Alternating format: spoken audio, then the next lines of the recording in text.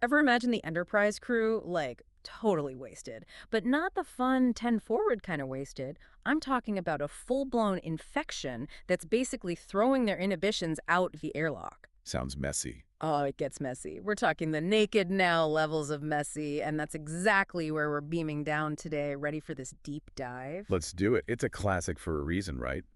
Exploring what happens when you strip away that thin layer of, well, civilization. Hmm. Especially in space, with phasers and warp cores lying around. No kidding, and it starts with a bang, too. Distress call from a science vessel, the Tsiolkovsky.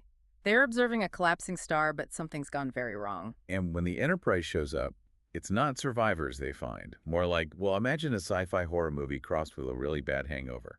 Yeah, not pretty. But here's where it gets interesting. This infection, it doesn't just turn everyone into stumbling, mumbling messes. It's like it magnifies what's already there under the surface. Take Data, for instance, Mr. Logic himself. the one and only. Suddenly, he's obsessed with, get this, human proverbs. What's that like for you, seeing Data go from, like, analyzing sensor readings to debating the finer points of a bird in the hand? Well, it's Data, right? He's got to go all in. But it is interesting seeing him trip up over the, shall we say, less logical parts of human It's language. those quirks that make us human, though, right? And speaking of quirks, Worf and a limerick, need I say more? Even with his inhibitions lowered, the poor Klingon's trying to wrap his head around something as absurd as a rhyme.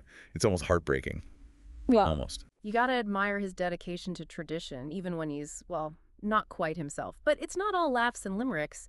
This infection, it digs deep, brings out those hidden desires. And sometimes those desires involve a complete makeover, apparently. Tasha Yar and that sudden urge to embrace her feminine side, it's a whole new meaning to retail therapy, that's for sure. I think it's more than just that, though.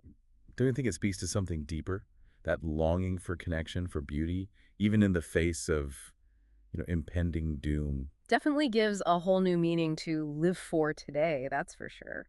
But while the crew's dealing with their own personal dramas, the clock is ticking, literally. Collapsing star, remember? Mm. And this infection, it's spreading faster than a rumor in the mess hall. They need a cure, and fast.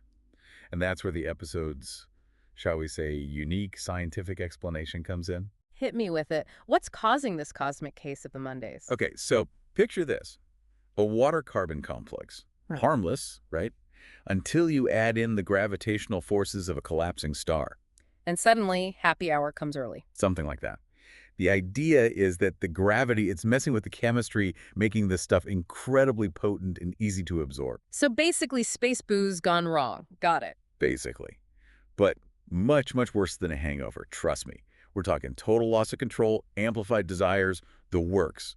It's a dangerous cocktail in every sense of the word. Definitely not something you'd want to find in your next glass of Saurian brandy. And it affects everyone so differently, too. Geordi, he's trying to rip off his visor, convinced he can handle real sight. And then there's Wesley. Ah, yes, Wesley, always full of surprises. Stumbles across a historical record, right? Something about Kirk and the original Enterprise facing a similar situation. And suddenly he's convinced he's got all the answers. Which, knowing Wesley, he very well might. But he's still just a kid. Or is he? That's what makes this episode so interesting. That tension between his age, his obvious intelligence, and the crew's, shall we say, skepticism. He's determined to prove himself, though. Thinks he can save the day. But nobody's taking him seriously at first, are they? No, they are not. And And you can hardly blame them, can you? There's a lot of responsibility for anyone, let alone a teenager. But there's that question, isn't there? Is he just acting up because of the infection? Or is this something deeper? Is this the moment Wesley finally steps out from his dad's shadow and becomes, well, Wesley? It's a fine line, for sure. And it makes you think, does this experience ultimately help him or hurt him? Does it validate his belief in himself? Or does it feed into something, well, a little more dangerous? That's the thing about the Naked Now. It's not just about a ship in danger, is it? It's about the choices we make when we think no one's watching, and the consequences those choices have for ourselves and everyone around us. And let's be real, even seasoned Starfleet officers aren't immune to a little temptation when this infection's running wild. We've got Picard spilling his heart out to Dr. Crusher. And Riker. Well, let's just say his usual charm goes up a few levels on the creep factor. It's like the episode saying, nobody's perfect. We all have those hidden desires, those vulnerabilities. And sometimes all it takes is a little push for them to come bubbling to the surface. And in space, well, those bubbles tend to explode. It's like watching a train wreck in slow motion. You know it's about to get ugly, but you just can't look away. And in the middle of it all, you've got this kid trying to steer the ship. And not just any kid, right? This is Wesley Crusher, boy genius. Hmm. He might actually be their best shot at this point. Who knows? And he's got this crazy idea, right? Using the deflector dish, the thing that's supposed to, like, deflect stuff, as a giant weapon. Sounds a little reckless, doesn't it? But then again, desperate times, right? Exactly. It's like that moment in a disaster movie when someone pulls out the duct tape and a prayer. Except Thanks. in this case, it's a teenage tech whiz and a Starship manual. What's interesting, though, isn't it, is how this infection, it's like it forces them to think differently, Yeah. outside the box, Makes you wonder if maybe sometimes we need a little shakeup to see those solutions nobody else can. It's like that old saying, necessity is the mother of invention. Or in this case, maybe, intoxication is the weird aunt of invention. Okay, maybe not as catchy, but you get the point. I do. And it's not just Wesley, right? Data. He's trying to wrap his positronic brain Yeah. around this whole drunk thing while simultaneously trying to, save the ship from a collapsing star. Talk about multitasking. But it's interesting, though, isn't it, how both of them, Data and Wesley, they're constantly underestimated. Well, Data's an android. People assume he can't understand, well, being human. And, well, he's just a kid, right? Even in the 24th century, people are still judging a book by its cover. Makes you wonder, how many brilliant ideas do we miss out on because we're too busy judging the source? Right. It's a good reminder to keep an open mind. You never know where the next great idea is going to come from. And sometimes it comes from the guy who's busy trying to explain the concept of love to a computer. Speaking of which, Yeah. Picard and Dr. Crusher.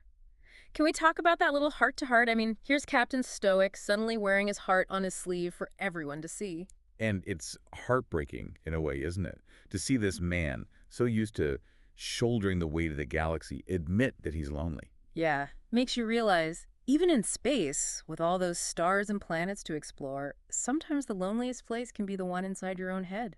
It's those little moments of vulnerability, those glimpses behind the Starfleet uniform that really get you.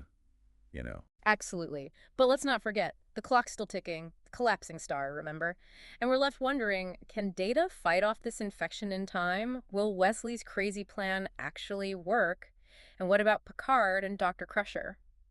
It's like the writers just threw a sonic grenade of what the heck happens next and then beamed us out. Talk about a cliffhanger. Talk about your last-minute saves. The Enterprise is seconds from being a cosmic pancake, Data's battling his own internal software, and Picard and Crusher are, well, let's just say things are getting a little too personal on the bridge. It's a classic case of everything's fine, we're all going to die, only with more technobabble. And probably better hair. But Yeah. somehow, miraculously, the Enterprise survives. Data, bless his positronic heart, manages to shake off the infection just in time to get them the heck out of Dodge. Which, I gotta say, pretty impressive for a guy who, like an hour ago, was trying to figure out if he could actually teach a Tribble to trill. You gotta admire his perseverance. Even drunk on space booze, Data's still got his priorities straight. It makes you wonder, though, doesn't it? What is it about Data's programming that allows him to overcome the infection when nobody else can? Maybe it's that whole lack of human weakness thing, though I guess we could all use a little less human weakness sometimes, couldn't we? Especially when those weaknesses involve, say, professing your undying love to your colleague while a star explodes behind you. Speaking of which, we can't forget about Tasha Yar and that interesting proposition she makes to Data. Yeah, about that. It's a scene that's been debated endlessly by fans. To put it mildly, But it does raise some really uncomfortable questions, doesn't it? About consent, about artificial intelligence, about what it even means to be human. it's like Tasha, under the influence, she just assumes Data doesn't have the capacity to understand what she's suggesting. Right. It's almost as if she sees him as less than human because he's an android, so those boundaries don't apply. And Data, even though he's still got a touch of the space boo's brain, he recognizes that what she's doing is wrong. He understands boundaries, even if she doesn't.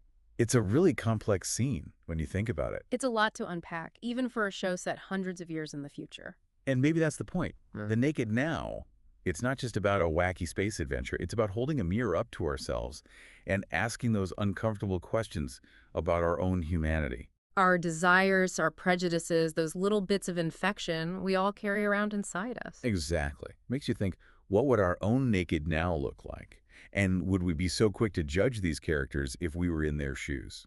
That's something to ponder the next time we're sipping on Romulan ale. Thanks for joining us on this deep dive. It's been, shall we say, illuminating. The pleasure was all mine. Live long and prosper, everybody. And remember, what happens in space doesn't always stay in space. Sometimes it follows you home and makes you rethink your entire existence.